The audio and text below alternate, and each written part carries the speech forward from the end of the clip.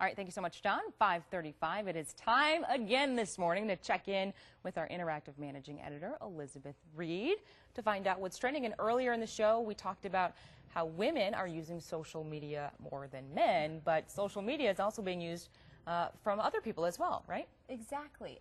Actually, this story just broke last week. Actually, China wrote about it with Ford offering more jobs and renewing contracts with the union, the United Auto Workers.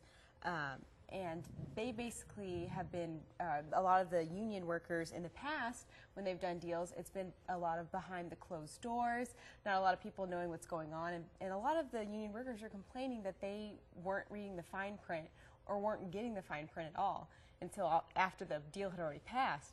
But now they're championing the use of Twitter and Facebook because they've been using that between the different negotiations that they've been having the past week with Ford and Chrysler. And a lot of the union workers are really happy because it's such a transparent process now. So, I mean, it's pretty neat. Yeah, and it's one of those things, too, where you mentioned not a lot of information had been available up until now, but social media is being used for more than just connecting with your friends and updating your status and letting everybody know what you're doing every 5 seconds.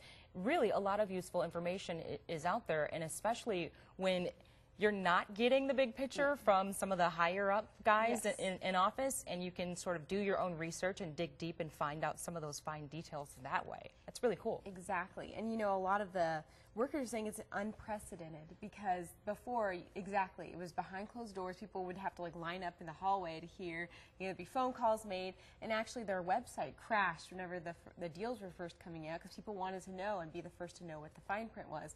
So that's when they started using Twitter to kind of communicate. And even in Kansas City, there were union workers tweeting questions up to those in Detroit to say, hey, can you answer or clarify X, Y, Z? And it really helped, you know, the process, and it gave the union leaders who were helping with these negotiations kind of questions they didn't think about from their other people throughout the nation. So it's really cool. And they even did a YouTube video to kind of explain what the process was and what that meant for them.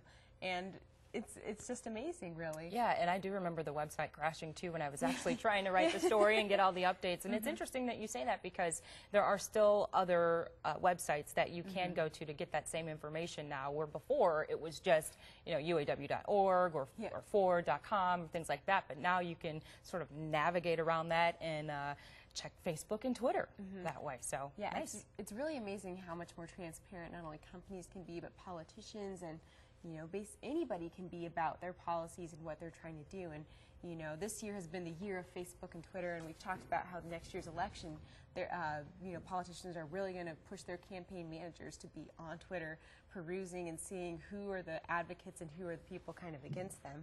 And so, you know, I think that this only shows that social media is here to stay and that it's helping people. You know, it's not taking away as much time as we, you know, previously thought it was just a time waster, but now we can see how it can effectively help companies and people get to the desired ends.